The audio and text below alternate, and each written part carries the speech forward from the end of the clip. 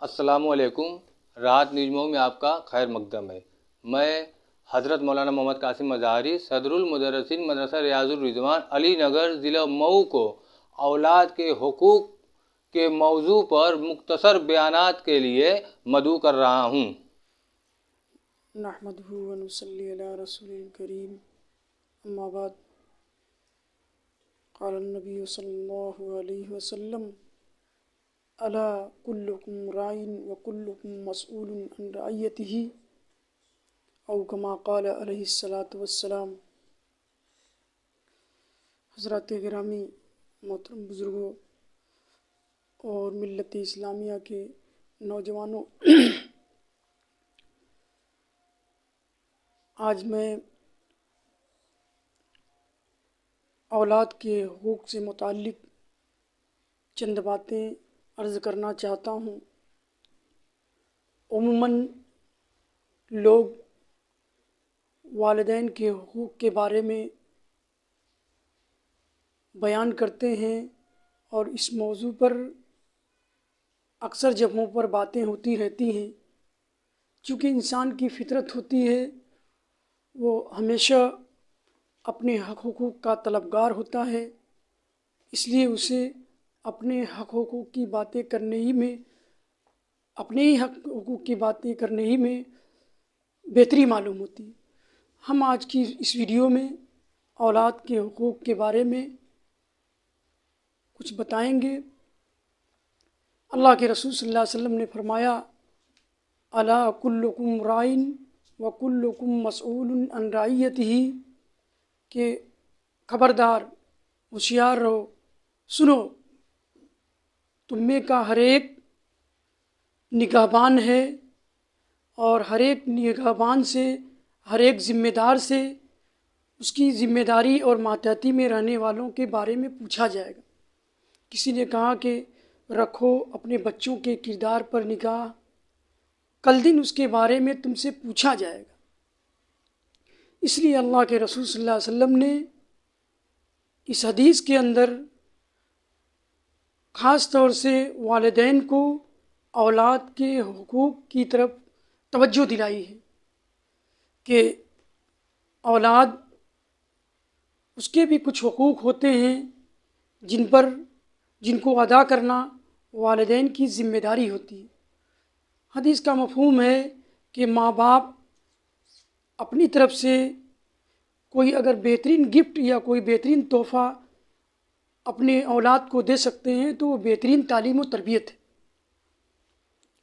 اور اگر اولاد کے تئیں ماں باپ اس کی تربیت کے تئیں ہمیشہ تیار رہیں، ہمیشہ ہوشیار رہیں، ہمیشہ ان کے اخلاق، کردار اور تعلیم و تربیت کے بارے میں فکر مند رہیں، تو سوسائٹی کو وہ ایک بہترین فرد یا ایک بہترین انسان دے سکتے ہیں۔ اس لیے اللہ کے رسول صلی اللہ علیہ وسلم نے ماں باپ کی توجہ ہمیشہ اولاد کی تعلیم و تربیت کی طرف مبذول کی ہے۔ اس لیے عموماً والدین کا یہ رویہ ہوتا ہے کہ بچوں کو کسی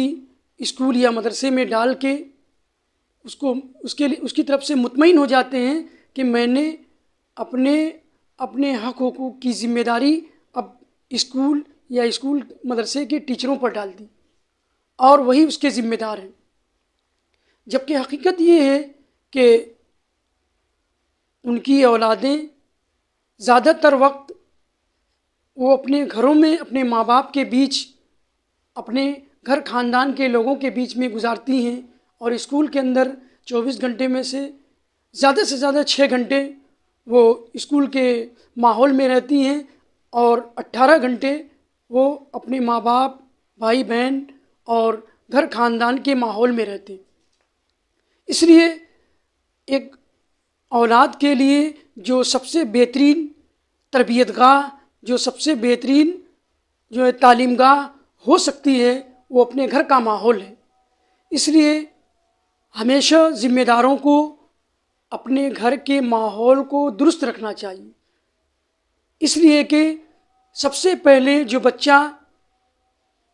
کچھ سیکھتا ہے تو اپنے گھر کے ماحول سے سیکھتا ہے، اور اپنے گھر کے ماحول سے جو سیکھتا ہے وہ ہمیشہ اس کے سادہ ذہنوں پر منعکس ہو جاتا ہے، اور تا دم حیات ویسے ہی اخلاق و کردار اور ویسے ہی سلوک، ویسے ہی رویے اس کی ذات سے جو ہے صادر ہوتے رہتے ہیں، اس کی ذات سے دوسروں تک پہنچتے رہتے ہیں۔ اس لیے اللہ کے رسول صلی اللہ علیہ وسلم کو جو قرآن کریم میں بتایا گیا، کو انفسکم و اہلیکم نارا، کہ تم اپنے آپ کو اور اپنے لوگوں کو اور اپنے اہل و عیال کو جہنم کی آگ سے بچاؤ، یہ اس لیے کہا گیا کہ اپنی جو ہے تعلیم و تربیت کا جو ابتدا ہو سکتی ہے اور جو اس کا مرکز ہو سکتا ہے وہ گھر کا ماحول ہے۔ اس لیے والدین خاص طور سے اپنے گھروں کے اندر جو ہے اپنے گھر کے ماحول کو درست رکھتے، جو بات کریں اس میں جھوٹ کا کوئی بھی شائبہ نہ ہو، جو سلوک پیش کریں اس میں انسانیت کا اور اخلاق کا اور اچھی تمیز کا، ادب کا پہلو نکلتا ہو۔ عموماً والدین کے ذہنوں میں یہ ہوتا ہے کہ فلاں اسکول اس کی طرف انگلی اٹھاتے ہیں، وہاں اچھی پڑھائی نہیں ہوتی۔ میں کہتا ہوں کہ اسکول یا مدرسہ سب سے پہلا اگر کسی بچے کا ہو سکتا ہے تو وہ اس کے گھر کا ماحول ہے، اور یہ گھر کا ماحول ایک بچے کے لیے ایک اسکول نہیں، ایک مدرسہ نہیں، بلکہ ایک یونیورسٹی ہے جس کے سب سے پہلے استاد اس کے ماں باپ ہوتے ہیں۔ اس لیے کہ بچہ جو کچھ سیکھتا ہے، آپ کہتے ہیں کہ میرے بچے نے اتنی درجے تک تعلیم حاصل کر لی لیکن اس کے اندر تہذیب اور سلیقہ نہیں آیا اور اس کے اندر طور طریقہ پیدا نہیں ہوا، تو میں یہ کہتا ہوں کہ ایک شاعر نے کہا کہ تہذیب سکھاتی ہے جینے کا سلیقہ، تعلیم سے جاہل کی جہالت نہیں جاتی۔ عموماً گھروں کے ماحول سے جو تربیت، جو تہذیب، جو طریقہ ملتا ہے وہ بچے کی ذات میں رچا بسا رہتا ہے۔ ہم کہتے ہیں کہ فلاں مدرسے میں پڑھائی نہیں ہوتی، اسکول میں پڑھائی نہیں ہوتی، لیکن آپ یہ بتائیے کہ جب آپ کا بچہ بڑا ہو جاتا ہے تو وہ جو دوسرے کی بے احترامی کرتا ہے، دوسروں سے بد اخلاقی کرتا ہے، دوسروں سے بدتمیزی کرتا ہے، اس نے سیکھا کہاں؟ کیا ایسے سبجیکٹ غیبت، چغلی، حسد، کینہ، کپٹ، یہ بد اخلاقی، بد کلامی، بدتمیزی، یہ کسی کالج، یونیورسٹی یا مدرسے کا سبجیکٹ ہے؟ نہیں ہے۔ تو یہ سب جو بچے سیکھتے ہیں وہ ہمارے گھر کی یونیورسٹی اور گھر کے کالج سے ہی سیکھتے ہیں۔ اس لیے والدین کو اپنی زندگی میں ایک پروفیشنل زندگی گزارنا چاہیے، ایک انسانی زندگی گزارنا چاہیے، اور تعلیم و تربیت، اچھے اخلاق، اچھے ادب، اچھے تمیز سے مزین زندگی گزارنا چاہیے۔ اسے قدم قدم پر اپنے بچوں کی چال چلن اور ان کے کردار پر نظر رکھنی چاہیے کہ جب ہم جھوٹ بولیں گے تو بچہ بھی، ابھی ایک آدمی آئے بلانے کے لیے، بچے کو کہہ دیا، بچے سے جاؤ کہہ دو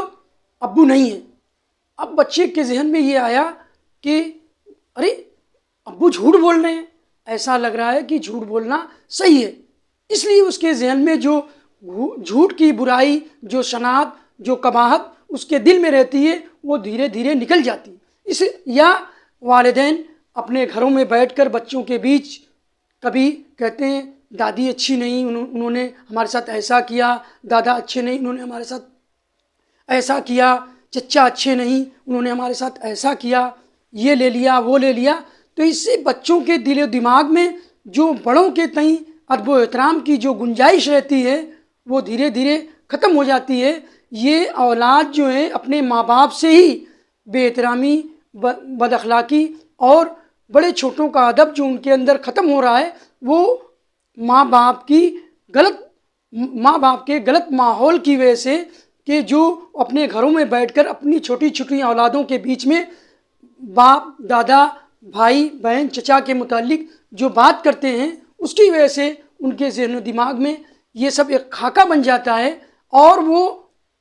آپس میں ایک دشمن کی طرح اور متنفر بن کر زندگی گزارنے لگتے ہیں۔ اس لیے ہمیں سب سے پہلے جو ہمارے گھر کی یونیورسٹی، جو گھر کا ماحول ہے، اس کو درست رکھنا ہوگا، تاکہ جو ہمارے بچے جو ہمارے گھر کے اندر جو سیکھتے ہیں وہ اچھا طور طریقہ سیکھیں، اچھا ادب اخلاق سیکھیں۔ یہ والدین کی ذمہ داری ہوتی ہے، گھر کے سارے افراد کی ذمہ داری ہوتی ہے، اور مجموعی طور پر فیملی کے سارے لوگوں کے اخلاق اور تمیز ان کے اندر منتقل ہوتے رہے۔ اس لیے سبھی لوگوں کو مل جل کر ایک صالح اور اچھا معاشرہ وجود میں لے آنے کے لیے، اور انسانیت کو ایک صحیح انسان دینے کے لیے سب کو مل جل کے ان تمام پہلوؤں پر نظر رکھنا ہوگا۔ اللہ تعالیٰ مجھے بھی صاحب اولاد بنایا ہے، مجھے بھی ان پہلوؤں پر نظر رکھنے کی توفیق دے۔